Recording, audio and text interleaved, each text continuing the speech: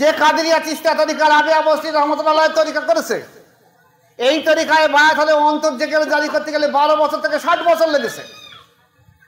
আজকের আল্লাহর অশেষ দয়াতে নকশবন্দি বা মোজার তরিকা, বা খাস করে মোজারের তরিকা আমাদের সামনে এসেছে। এই মোজারের তরিকায় বলা হয়েছে 1 সেকেন্ড থেকে 40 দিনের মধ্যে যদি একটা মানুষ সঠিকভাবে আমল করে খুলুসা নিয়ত থেকে, তাহলে দেখা যাবে 40 দিনের মধ্যে তার অন্তরে কিছু না কিছু অনুভূতি আসবে। এবং অনেক মানুষ আছে যারা 40 দিনের মধ্যে তার অন্তর আল্লাহ জিকির করে বুঝতেও পারে। আমারও অনেক মহিলা মেয়ে আছে, মা আছে, হয়তো আমি যদি আল্লাহ আমাকে হয়াত রেখে দিয়ে যায়, আমি গোপনে গোপনে তাদের নামে হয়তো লিখে রেখে যাবো, যারা বেশাকরা আল্লাহর ওলি মানুষ বহু আছে, 1-8 জন অনেক আছে। বলছি আপনারা চেষ্টা করুন যে শুধু সেই 2-5 জন 10 জন নন, আপনারা প্রত্যেকে চেষ্টা করুন আমরা যেন ওলি হয়ে দুনিয়ায় থেকে বিদায় নিতে পারি। আর ওলি না হলে আপনার কোনো মূল্য মর্যাদা থাকবে না। তরিকাতে সালেকিন মা ও বোনেরা,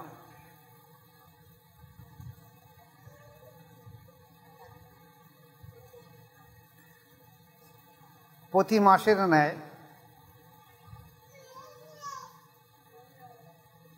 এ মাসেও আপনাদের সামনে দুটো একটা কথা আলোচনা রাখি। যারা তরিকা আমল করেন, বায়াত গ্রহণ করে আছেন, তারা সবকে পরিপূর্ণভাবে খেয়াল রাখুন। যারা এখনো বায়াত গ্রহণ করেননি, হয় এখানে বা যেখানে ভালো লাগে, যে মাশায়েখের ভালো লাগে সেখানে বায়াত গ্রহণ করবেন। তবে যারা বায়াত গ্রহণ করেননি এখনো, তারা অন্তত জিনিসগুলোকে একটু কান খাড়া করে শুনে নেন। দেখুন, আজকের এই অনুষ্ঠানটা উদ্দেশ্য হলো এই যে আমি জানি বিশেষ করে মেয়েদের, তোমরা আমার মায়ের জাত, মেয়ের জাত, বোনের জাত ভালো করে খেয়াল রেখে দেবে। যদি গ্রামে একটা মিলাদ হয়, তোমাদের বাড়ির আশেপাশে, তো সারা দুনিয়ার লোক কুটুম তোমাদের বাড়ি আসবে। ফলে যদি কোনো আলেম কিছু আলোচনা করে সে সময় হয়ে ওঠে না। বা যদি আত্মীয়র বাড়ি যায়, সেখানে মিলাদ হয়, সেখানে গিয়ে দেখা যাবে সে আত্মীয়তার সঙ্গে গল্প গুজব করতে করতে সময় নষ্ট হয়ে যায়, কি আলোচনা হতে সেদিকে খেয়াল থাকবে না। এরপরেও যদি সব কিছু ফেলে ফেলে একবার জলসায় যাওয়া হয়, মেয়েদের সেখানে অনুষ্ঠান, সেখানে দেখা যাচ্ছে অনেক তোমাদের বোনেরা, মায়েরা, বুবুরা আছে, তাদের সঙ্গে অনেক দিন দেখা হয় না, সেখানে গল্প গুজবে মুশকিল হয়ে যাও। কিন্তু এটা এমন একটা স্বতন্ত্র মজলিস তোমাদের জন্য বাধ্য হয়ে করতে হলো, যাতে সমস্ত কিছু থেকে মুক্ত হয়ে তোমরা অন্তত কিছু সময় আল্লাহমুখী হতে পারো। আজকের গান একটা মূল জিনিস আপনাদের আলোচনা করে দিয়ে দিই, যে জ্ঞান অর্জন করা, তালাবুল ইলমু ফারিজাতুন আলা কুল্লি মুসলিমি ওয়া মুসলিমা, জ্ঞান অর্জন করা ফরজে আইন পুরুষ এবং নারী উভয়ের। এখন জ্ঞান অর্জন করা যেমন ফরজ, মানে আল্লাহর হুকুম, সেই জ্ঞানটাকে কাজে লাগানো ফরজ। শুধু শোনা না, আমল জিন্দেগিতে আনা। এখন আমরা দেখেছি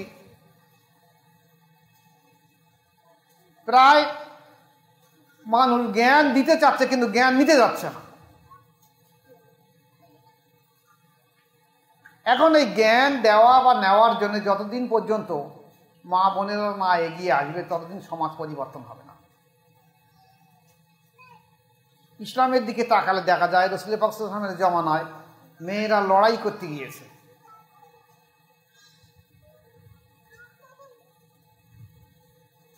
তারা শিক্ষা অর্জন করেছে, সব কিছু করেছে, কিন্তু তারা আল্লাহ রাসূল সাল্লাল্লাহু আলাইহি ওয়াসাল্লামের কাছে বায়াত গ্রহণ করেছে, সর্বসময় তাসবিহ, জিকির, মুরাকাবা, নামাজ করেছে, তারপরেও তারা দুনিয়ার সব কিছু কাজ করেছে। আজকে আমাদের দেশে অধিকাংশ জমাত তারা চাচ্ছে যে মেয়েদের কোনো বায়াতের কোনো প্রয়োজন নেই, তাসবিহ, জিকির, মুরাকাবার প্রয়োজন নেই, ওরা শুধু নামাজটা পড়ে। কিন্তু ভালো করে খেয়াল করে কিনা, একটা নারী শিক্ষা সম্পর্কে রাসূল পাক সাল্লাল্লাহু আলাইহি ওয়াসাল্লামকে জিজ্ঞাসা করেছিল একটা নারী যে, ইয়া রাসূলুল্লাহ, আমি আমার বাচ্চাটাকে কবে শিক্ষা দিতে পারি? তো হুজুর বলেছেন, দেখো ওই বাচ্চাটা জন্মের 14 বছর আগে থেকে তার শিক্ষা দাও। তার জন্ম তো হয়তো শিক্ষা দেবে কি করে? এখানে উদ্দেশ্য হলো মা যদি শিক্ষিত হয়, মা যদি জ্ঞানী হয়, মা যদি ভালো হয়, সন্তান ভালো হবে। শিক্ষা মানে এই নয় যে শুধু স্কুলে পাঠানো, মাদ্রাসায় পাঠানো, মক্তবে পাঠানো বা মিশনে পাঠানো, এটা শিক্ষা নয়। মায়েদের মূল জিনিস হলো বিশেষ করে সন্তানদেরকে, ছেলে এবং মেয়ে উভয়ের চরিত্র সংশোধন করে দেওয়া হলো মায়েদের দায়িত্ব বেশি, যেটা আজ আমরা ভুলতে বসেছি। আজ দেখা যাচ্ছে মায়েরা কি করছে, সংসারের যে দায়িত্ব কাজ, স্বামীর দেখাশোনা করা, ছেলেদের বাচ্চাদের ছেলে মেয়েদের দেখাশোনা করা, নাতি পোতাদের দেখাশোনা করা, সংসারের সমস্ত কিছু দায়িত্ব ঘাড়ে নেওয়া, সে না করে বড় বড় মোবাইল কিনে বসে আছে চুপচাপ, সংসারের দিকে তাকাচ্ছে না। এই দেখে দেখে ছেলেরা মেয়েরাও একই কাজ করছে, আস্তে আস্তে সংসার অপর হয়ে যাচ্ছে, কর্মহীন হয়ে যাচ্ছে। নারীদেরকে দায়িত্ব নিতে হবে যে আমি দুনিয়ায় এসেছি এই সমস্তগুলোকে দেখাশোনা করার জন্য। আমাদের ভালো করে দেখেন, এই যে বাতিনি শিক্ষা, অর্থাৎ ইমাম মালিক রহমাতুল্লাহ আলাইহি বলেছে 10টা লতিফা প্রত্যেকটা মানুষের শিক্ষা করা ফরজ আইন, ছেলে এবং মেয়ে উভয়। কল রু শের কফি আকফা নফস আবাতস খাকবাদ, বা কল রু শের কফি আকফা নফস সুলতান নাজগার ফানাফে শেখ ফানাফে রসুল ফানাফিল্লাহ। এই 10টা লতিফা প্রত্যেকটা নারী এবং পুরুষ উভয়ের শিক্ষা ফরজ আইন। যতক্ষণ পর্যন্ত এই 10টা লতিফা মানুষ না জিন্দা করতে পারবে, ততক্ষণ মানুষ আল্লাহওয়ালা হতে পারবে না। নামাজ পড়া আলাদা, রোজা করা আলাদা, হজ করা আলাদা, জাকাত দেওয়া আলাদা, কিন্তু আল্লাহওয়ালা হওয়া আলাদা। আল্লাহওয়ালা হতে গেলে আপনাকে 10টা লতিফা জিন্দা করতে হবে, আর 10টা লতিফা জিন্দা করতে গেলে আপনাকে কোনো না কোনো ওলির কাছে গিয়ে বাদ গ্রহণ করতে হবে। এখন এই যে বাতিনি শিক্ষা করা, এটা যে ফরজ আইন, একথা যদি আমাদের মা বাপরা আগে থেকে বলে দিত তাহলে আমাদের উপকার হতো। দেখা গেছে রাসূল পাক সাল্লাল্লাহু আলাইহি ওয়াসাল্লামের জামানায় সাহাবাদের সন্তান যখন ভূমিষ্ঠ হয়েছে, বাচ্চা বাচ্চা সন্তান ভূমিষ্ঠ হয়েছে সবে, এই বাচ্চাদের নিয়ে আল্লাহ রাসূলের কথা এসে বলছে, ইয়া রাসূলুল্লাহ, আপনাকে বায়াত করে দিয়ে দেন। হুজুর পাক সাল্লাল্লাহু কি করেছেন, একটু খোরমা নিয়ে মুখে গালে দিয়ে চিবিয়ে লালার সঙ্গে থুতুর সঙ্গে নিয়ে ওই বাচ্চাটা গালে দিয়ে দিতে, যাও তোমার যে আমি দোয়া করি, তুমি আমার ফরজান বা সন্তানের সমতুল্য। আর যখন 6-7 বছর বয়স হবে তখন আনবে, তাকে আমি বায়াত করে দিয়ে দেবো। তাহলে এই যে বাতিনি শিক্ষা করা আল্লাহ রসুলের জমানা থেকে ছিল, আজকেরকার জমানায় হলে এটা যেন উল্টে গেছে। আজকে মনে করছে কি মাদ্রাসায় যাবে, স্কুলে যাবে, মক্তবে যাবে, পড়াশোনা করবে, এই শিক্ষায় যথেষ্ট হয়ে গেছে, বাতিনি শিক্ষার কোনো প্রয়োজন নেই। এই বাতিনি শিক্ষার চরিত্র সংশোধন না করলে জীবনে কোনো সময় সমাজ পরিবর্তন হবে না। এই দুটো শিক্ষা দেওয়া ফরজ আইন। দুটো ঘটনা আমি আপনাদের সামনে বলে দেবো, দেখে রেখে দেন। একটা হলো, একটা সন্তান বাচ্চা, তার মা বাপ নেই, দাদির কাছে মানুষ হয়। এখন মার বাপ না থাকলে দাদির কাছে থাকলে কি হবে? সে একটু ভবঘুরে বা বেটো ক্লাসের ছেলে বাচ্চা হয়ে গেছে, ঘুরে ঘুরে বেড়ায়, এর কাছে দুটো আম পাড়ে, ওর কাছে দুটো কুল পাড়ে, ওর কাছে নারকেল পাড়ে, এনে বাড়ি আনে, দাদি কিছু বলে না। দীর্ঘদিন অতিবাহিত হয়ে গেছে, আস্তে আস্তে ছেলেটা চোর তৈরি হয়েছে। তারপর তদন্ত করে ধরা পড়লে সে বাচ্চাটাই চোর, তখন তাকে শুলি চড়ানো হবে, বাদশার দরবারে বিচার তাকে শুলি চড়ানো হবে। আর শুলি চড়ানোর আগে তার বিচারে বলা আছে যে তোমার মৃত্যুর আগে যদি কোনো ইচ্ছা থাকে বলো, আমরা সেগুলো তোমাকে পালন করে দিয়ে দেবো। ও বলছে আমার ইচ্ছা কি, আমি দাদির সঙ্গে একটু কথা বলবো। ঠিক আছে, তাই হবে। দাদিকে আনা হলো, বলছে ঘরের মধ্যে হবে না, আমাকে আমার দাদির কাছে আনতে, আমি দাদির কানে কানে কথা বলবো। গোপন কথা প্রকাশ বলা যাবে না। ঠিক আছে, দরজা খুলে দেওয়া হলো, এক জায়গা হলো, দাদি কান মুখের ধারে, বাচ্চার মুখের ধারে কান নিয়ে কি বলি বলো আমার সঙ্গে। বাচ্চা কি করেছে, দাদির কানটা ভালো করে কামড়ে ধরে টেনে ছিঁড়ে দিয়েছে। এখন দাদি আউমাউ করে ছটপট ছটপট করে সবাই এটা ছুটিয়েছে। কি ব্যাপার? বলছে আমার দাদির যদি কান থাকতো তাহলে আজ আমার ফাঁসি কাটে ঝুলতে হতো না। কেন আমি যখন চুরি করে আনি তখন আমার দাদি বলতে পারেনি আমাকে, খোকা এটা নিষেধ, চোর, এটা চুরি করা হচ্ছে। সেদিন আমি এনেছি, আমার দাদি খুব ভালো লেগেছে খেতে। সেদিন যদি আমাকে সাবধান করতে তাহলে আমার ফাঁসি হতো না। বাসা দেখলে বাচ্চা মানুষ, সুন্দর জ্ঞান, ঠিক আছে, ওকে মাফ করে দিয়ে দাও। তাহলে আজকের যদি সেই শিক্ষা মায়ের কাছ থেকে সন্তান পায় তাহলে সন্তান ভালো হয়ে যাবে। যেমন আরেকটা গল্প বলে বুঝতে পারবেন। আমাদের পাড়ায় আমার একটা নানি সম্পর্ক ছিল, তখন আমরা ছোট, এই 6-7 বছর। তো ওই পাড়ার ভিতরে বাড়ি, তখন তো মানুষ এত এবাদত আমল জানতো না। কিন্তু সেই বুড়ি মেয়ে ছিল, তখন দেখা যায় মোটা, আগেকার মোটা কাপড় কেঁতা ছিল, তাকে গরান বা কেঁতা বলা হয়। সেই কেঁতা গায়ে দিয়ে মাথা ঢেকে, মুখ টুক ঢেকে আর পুকুরে যেত গোসল করতে, যে ওইভাবে ডুব মারবে যেন মুখ কাউকে দেখানো হবে না। যদি কেঁতা না থাকে চ্যাটা নিয়ে যাবে, চ্যাটাই নিয়ে যাবে, ওইভাবে ঢেকে, মুখ ঢেকে পুকুরে ডুব মারবে, মানে ওইভাবে উঠে বাড়ি এসে দাবায় এসে ঘরে এসে কাপড় চোপড় আওড়াবে। পর্দার জন্য তারা খুব বেশি শিক্ষা অর্জন করেনি, কিন্তু পর্দার শিক্ষা অর্জন করতে পর্দা ফরজ নাই। এখন আমাদের মেয়েরা স্কুল কলেজে মাদ্রাসায় সব জায়গায় যাচ্ছে, জ্ঞান অর্জন করছে, কিন্তু যে জ্ঞানের জন্য মানুষের চরিত্র পরিবর্তন হবে, যে জ্ঞান মানুষের ভালো হবে, যে জ্ঞান সমাজে উন্নতি হবে, যে জ্ঞানে আল্লাহ এবং আল্লাহ রসুল সন্তুষ্ট হবে, সেই জ্ঞানটা ভুলে গিয়ে বাহ্যিক জ্ঞানের দিকে আমরা হয়ে যাচ্ছি। কীভাবে ডাক্তার হবে, মাস্টার হবে, চাকরি করবে, বাইরে বার হবে। আজকে ভালো করে দেখেন যেসব মহিলারা বাইরে গিয়েছে, কটা মহিলা ভালো আছে আপনি দেখা দিন ভালো করে, যারা বাইরে চাকরি করতে বেরিয়েছে। চাকরির নিষেধ নয়, কিন্তু সেই মহিলাকে আমরা তো আগে এই চরিত্র শিক্ষা অর্জন করতে হবে, যে আমি আমার অভাবের যন্ত্রণায় আমি কাজ করতে গেছি, কিন্তু আমার ইজ্জতটা বড় জিনিস। এরা সেই কাজও করতে গেছে, ইজ্জতটাও বিকিয়ে দিয়ে গেছে, দিয়ে শুধু পয়সা পেয়েছে, সব হারিয়ে গেছে। একটা নারী চরিত্র এমন একটা জিনিস, পুরুষ এবং নারীর চরিত্র এমন একটা জিনিস, সারা পৃথিবীর ধন সম্পদ দিয়ে তার মূল্য হয় না। একটা নারীর চরিত্র এমন একটা জিনিস, সারা পৃথিবীর ধন সম্পদ যদি এক পাল্লায় রেখে দেওয়া হয়, একটা নারীর চরিত্র রেখে দেওয়া, চরিত্রটার মূল্য বেশি। আজকে আমরা বেলুল্লাপানা, বেহায়াম এমন হয়ে গেছে সমাজের ব্যবস্থায় যে আমরাই যেন তার মধ্যে ঢুকে গিয়েছি। তাই আমাদের লক্ষ্য হলো যে আমরা আবারও নতুন করে সেই ইসলামকে ফিরিয়ে আনবো, যে ইসলাম আল্লাহ রসুল সাল্লামের জমানায় ছিল। তাই আমাদের দায়িত্ব কি, যে আমরা আমাদের ছেলে বা মেয়েদের ছোটবেলা থেকে চরিত্র শিক্ষা দেব। চরিত্র শিক্ষা দিলে দেখা যাবে তারা ভালো হয়ে যাবে। এখন সমাজ ব্যবস্থা এত খারাপ হয়ে গেছে যে বাচ্চা ছেলেপিলে এই মোবাইলে, এই ইউটিউব ঘেঁটছে বা নোংরা দেখছে, আর ওইভাবে ওই অপকর্ম করে বেড়াচ্ছে। ছোট ছোট ছেলে মেয়েদের বাইরে বার হবার মতন উপায় নেই, এমন পরিমাণ সমাজ দূষিত হয়ে গেছে। তাহলে এই সমাজ থেকে বাঁচতে গেলে তো আপনাদের আগে এগিয়ে আসতে হবে। যদি মারা এগিয়ে না আসে তাহলে কোনো সময় সমাজ বদলাবে না। তাই আপনাদের লক্ষ্য রাখতে হবে যে আপনারা এই ইউটিউব দেখা কম করতে হবে। প্রয়োজন আসে, এই প্রাকৃতিক ঝড় হলো, কালকে ঝড়টা দেখবো।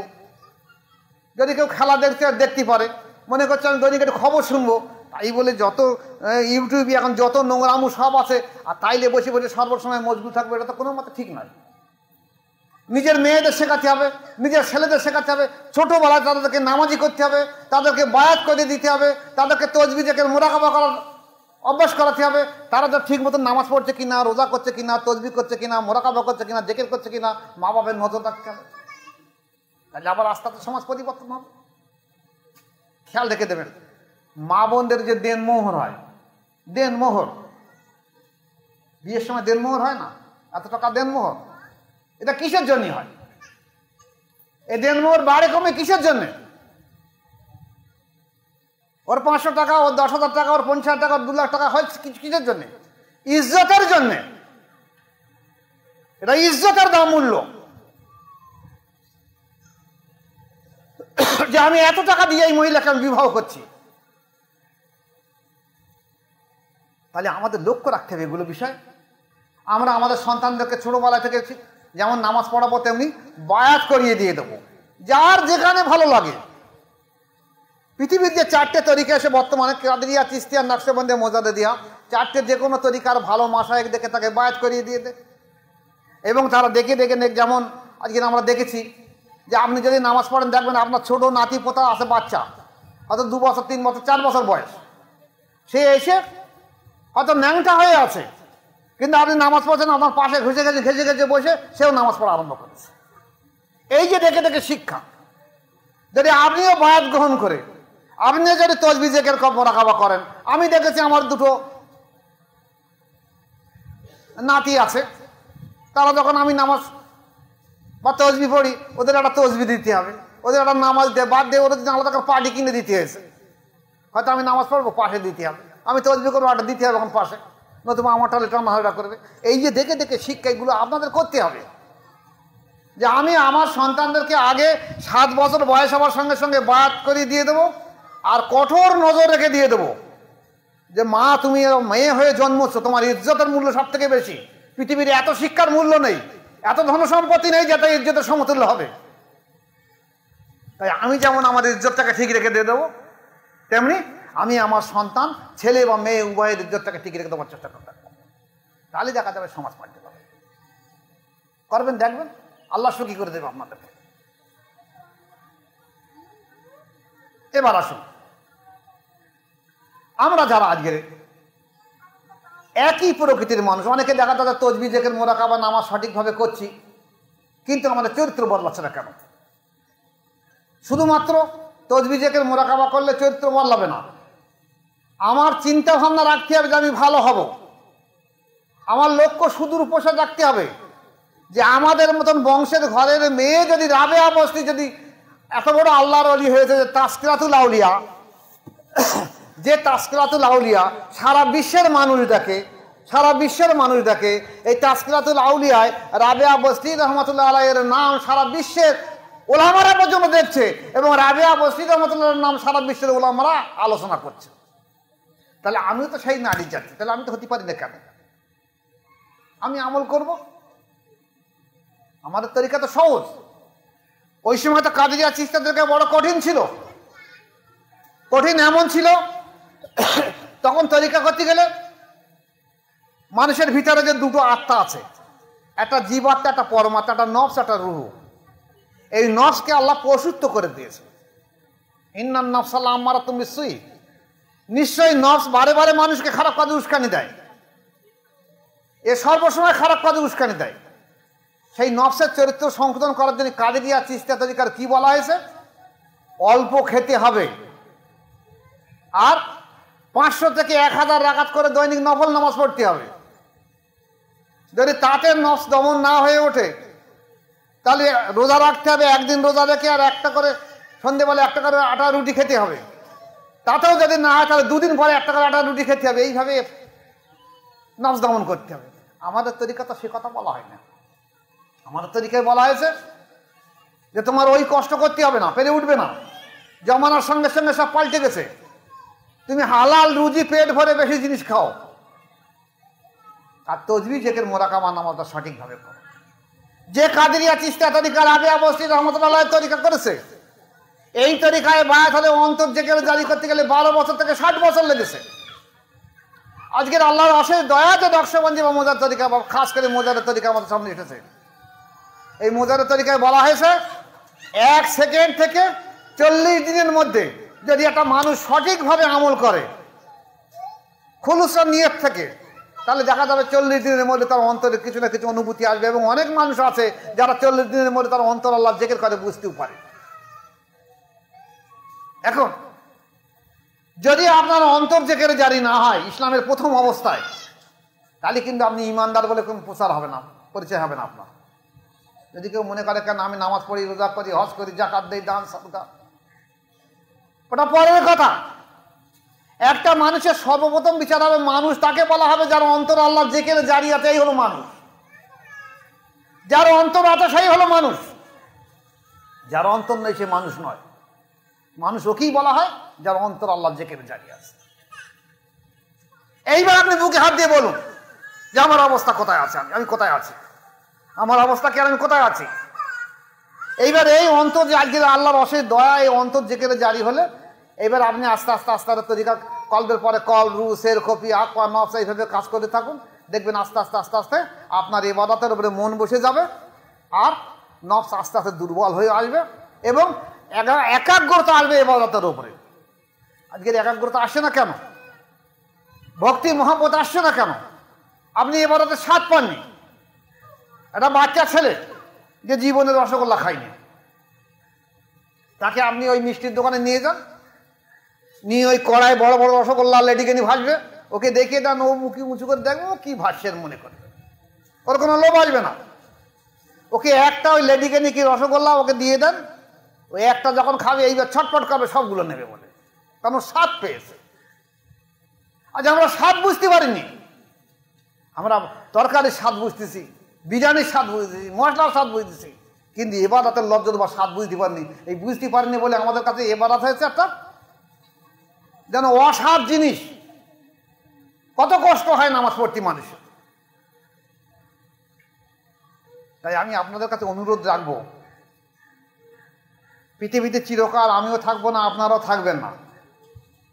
শুধু খেয়াল রেখে দেবেন যে আমরা যেন ঈমান নিয়ে দুনিয়া থেকে বিদায় হতে পারি। আর আমরা আমাদের সন্তানদের, আমি বাইরে যদি নাও তাকাই, আমার ছেলে আমার মেয়ে তাদের চরিত্র সংশোধন করার জন্য আমি আমার জীবন দিয়ে চেষ্টা করব। সমাজের দিকে তাকিয়ে দেখেন, আপনি একটা ভালো, আপনার মেয়ে ভালো, একটা মেয়ে বিয়ে দেবেন, একটা ছেলে খোঁজেন, ভালো ছেলে খোঁজেন না, মিলাতে পারবেন না। ছেলে বাজারে ভ্যাবা করে ঘুরে বেড়াচ্ছে। আপনার ছেলে ভালো, একটা ভালো মেয়ে খোঁজেন, মেয়ে খোলাতে মেলাতে পারবে না, অথচ বাজারে মেয়ে ঘুরে বেড়াচ্ছে। তাহলে আমরা যদি আমাদের ছেলে মেয়েকে তেমন ভালো না তৈরি করতে পারছি, আমি ভালো কোথায় খুঁজে পাবো? আমরা তৈরি করতে হবে। আমরা এখন শিক্ষার দিকে এসে বিএ পায় না, এমএ পায় না, ল পাস না, ম্যাট্রিক পায় না, ডাক্তার না, মাস্টার না, ব্যারিস্টার। কি আমাদের মূল জিনিস হলো আমাদের চরিত্র সংশোধন করা, যে এই ছেলেটার চরিত্র সত্যি ভালো, এই এলাকার মধ্যে সব থেকে ভালো চরিত্রের ছেলে, এই মেয়েটার চরিত্র সত্যিকারের ভালো। আমরা সেটা না বলে আমরা দেখি শিক্ষার দিকে তাকিয়েছি, পয়সার দিকে তাকিয়েছি, ধন সম্পদের দিকে তাকিয়েছি, বাড়ি গাড়ির দিকে তাকিয়েছি। এই জন্য আমাদের যে অধঃপতন ঘটিয়েছে, আমরা চরিত্রের দিকে তাকাইনি। ভালো করে খেয়াল রেখে দেবেন, এই গরমের সময় যদি আপনি ওই রূপো বা কাঁসার কলসির পানি খান, ডাবরের পানি খান, দেখবেন ও পানি গরম মতো স্বাদ লাগবে না। সেই মাটির কালো কুঁজোর পানি খেয়ে দেখবেন কেমন ঠান্ডা আর কেমন স্বাদ লাগে। নারী সে কালো হোক বা পরিষ্কার হোক, লম্বা হোক বা বেটে হোক, তার চরিত্রের মূল্য বেশি, তার ইজ্জতের দাম বেশি। যদি আপনি সেই জায়গায় দান করাতে পারেন আপনার সন্তানদেরকে, তাহলে ওই সন্তানের ভিতর থেকে আবার একজন অলি মানুষ জন্মাবে। রাবেয়া বসরি এমনি হয়নি, বড় পীর আব্দুল কাদের জিলানী রহমাতুল্লাহ এমনি হয়নি। আপনারা তো বহুবার শুনেছেন, বহু ওয়াজের মজলিসে বড় পীর আব্দুল কাদের জিলানী রহমাতুল্লাহ বাপের ঘটনা শুনেছেন নিশ্চয়ই, সেই আপেল বাগানের কথা, আপেলের কথা। তাহলে তার মা কেমন ছিল? যিনি বড় পীর আব্দুল কাদের জিলানী রহমাতুল্লাহকে বিয়ে দেওয়ার সময় ওনার নানা বলেছিলেন, দেখো আমার এমনই একটা কন্যা আছে, যে কন্যা তার চোখ অন্ধ, কান নেই, শুনতে পায় না, মুখ নেই, পা ল্যাংড়া, তুমি কি এ মেয়ে কি বিবাহ করবে? তাতেও রাজি হলো। কারণ তার বক্তব্য হলো এইটাই যে আমার মেয়ে কোনো সময় পরপুরুষের দিকে তাকায়নি, পরপুরুষের কথা শুনিনি, ফায়েসা বা বাজে কথা মুখ দিয়ে বলিনি, আর পা মোবারক দিয়ে ফায়েসা জায়গায় বা বাজে জায়গায় আমার মেয়ে কোনোদিন কোনো জায়গায় যায়নি। তারপর তো তার বংশ থেকে আব্দুল কাদের জিলানী রহমাতুল্লাহ জন্ম হয়েছে। এখন আমরা যারা দাদি হয়ে গেছি, নানি হয়ে গেছি, তাহলে আমরা কি করব? হ্যাঁ, আমরা যদি আমাদের মেয়ে বা ওই নাতি পোতাদেরকে এখন থেকে সংশোধন করার চেষ্টা করি, দেখা যাবে এর বংশ থেকে আল্লাহর ওলি আবার জন্মাবে। অলি বলি আসবে না, সেই অমুক মাওলানার বাড়ি আসবে, অমুক হাফেজ, অমুক কারি, অমুক মুফতির বাড়ি থেকে আসবে। অলি সাধারণ মানুষের ভিতরে আসবে। আজকে আসুন বসিরহাটের রুহুল আমিন রহমাতুল্লাহ আলাইহ, উনি অলি মানুষ হলেন। ওনার বাপ তো ওই নিকিনি মাছ ধরে বেড়াত, জেলে ছিল। আবু বকর সিদ্দিক রহমতুল্লাহ ফুরফুরা, ওনার বাপ তো অলি মানুষ ছিল না, উনি তরিকা আমল করে আলি মানুষ হয়েছে। সুফি ফাতে আলী ওয়াইসিদ্দি রহমতুল্লাহ আলাইহ, উনি তরিকা আমল দিয়ে ঠিক এইরকম ধরনের মজলিস করে ছেলে মেয়েদের নিয়ে আলোচনা করে করে দেখা যাচ্ছে উনি দুটো মহিলাকে খেলাফত দিয়ে দিয়েছে। তাহলে কত বেশি পরিমাণ তারা আমল করেছে, কত মহিলা আমল করেছে, তার মধ্যে দুটি মহিলাকে উনি আল্লাহর অলি মানুষকে সার্টিফিকেট দিয়ে দিয়েছে। আমারও অনেক মহিলা মেয়ে আছে, মা আছে, হয়তো আমি যদি আল্লাহ আমাকে হয়াত রেখে দিয়ে যায়, আমি গোপনে গোপনে তাদের নামে হয়তো লিখে রেখে যাবো, যারা বেশাকরা আল্লাহর অলি মানুষ। বহু আছে, এক আধজন অনেক আছে। আমি চেষ্টা বলছি, আপনারা চেষ্টা করুন যে শুধু সেই 2-5 জন 10 জন নন, আপনারা প্রত্যেকে চেষ্টা করুন আমরা যেন অলি হয়ে দুনিয়ায় থেকে বিদায় নিতে পারি। আর অলি না হলে আপনার কোনো মূল্য মর্যাদা থাকবে না। তাহলে নফসের চরিত্র সংশোধন করাই হলো মূল জিনিস। আর তার জন্য এখন থেকে আপনারা জীবনে যা ভুল করেছেন এখন থেকে সংশোধন করুন, যে আমি আর ভুলের দিকে যাব না, ভুল পথে যাব না। দেখছি তো সমাজের বুকে অনেক স্বামী থাকতেও অনেক মেয়েরা পরমুখ হয়ে রয়েছে, আর অনেক পুরুষ মানুষ দেখছি নিজের স্ত্রী থাকতেও সে পরমুখ হয়ে রয়েছে। এই শুধু এই ইউটিউবের গুণ, এতে অন্য কিছু নয়। এই মোবাইলের গুণ হচ্ছে না, প্রায় জায়গায় দেখবেন মেয়েরা পালিয়ে যাচ্ছে, এই ছেলের সঙ্গে পালাচ্ছে, ও ছেলের সঙ্গে পালাচ্ছে, নিরুদ্দেশ হয়ে যাচ্ছে। আমি এই এর সঙ্গে জড়িয়ে রয়েছি বলে আমি জানি, সারা বাংলা জুড়ে বহু এলাকায়, বহু থানার আমার মুরিদ আছে, বহু জায়গা থেকে খবর আসছে এখানকার মেয়ের নিরুদ্দেশ হয়েছে, ওখানকার ছেলে নিরুদ্দেশ হয়ে গেছে। কেন? তাহলে সেগুলো যদি মা বাপ গার্ড দিত তাহলে এই হতো না আজকে। তাহলে আপনাদের দায়িত্ব, একটা পুরুষ মানুষ হালাল রুজি তালাশ করার জন্য সে মাঠে ঘাটে বাজারে চাষবাস চাকরি বাকরি করবে, আপনাদের কাছে দিয়ে দিয়েছে এই সংসারের দায়িত্ব। সংসার সমস্ত কিছু মেনশন করা, বাচ্চা ছেলে এবং মেয়েদেরকে মানুষ করা এবং চরিত্র সংশোধন করা, চরিত্র দেখানো মূল শিক্ষা। অ ক খ হর্ষ এই দীর্ঘ শিক্ষা নয়, আলিফ বা তা এই শিক্ষা নয়, মূল হল চরিত্র। এই চরিত্রকে নিয়ে এই শিক্ষা দেওয়া হোক। আর আমরা চরিত্রটাকে বাদ দিয়ে শিক্ষা দিতে বলে আজকের এই অধঃপতন সমাজে ঘটে গেছে। তাই আপনাদের দায়িত্ব নিতে হবে যে আমরা যেমন তসবিহ জিকির মোরাকাবা, যারা বায়াত গ্রহণ করে আছে তারা তসবিহ জিকির মোরাকাবা নামাজ সঠিকভাবে করবো, যারা বায়াত হয়নি তারা যার যেখানে ভালো লাগে সেখানে বায়াত গ্রহণ করবে। এবং আমাদের সন্তান সরোবরে যারা থাকবে আমরা চেষ্টা করবো আগামীতে তাদের চরিত্র সংশোধন করে একটা আল্লাহমুখী করে দেওয়া, সারা বিশ্ব জুড়ে যেন একটা ইসলামের একটা নতুন করে একটা জোয়ার ফিরিয়ে আনা যায়। যদি এই নিয়ত থাকে তাহলে আল্লাহ আমাদের প্রত্যেককে এই নিয়ত অনুযায়ী আল্লাহ পাক আমাদের আমলের সওয়াব দান করবে। আল্লাহ আমাদের প্রত্যেকের উপরে আমল করার তৌফিক দেন। আমি দোয়া রাখি সবাইকে আল্লাহ পাক কবুল করে নেন। ওমা আলাইনা ইল্লাল বালাগ। আসসালামু আলাইকুম ওয়া রাহমাতুল্লাহি ওয়া বারাকাতুহু।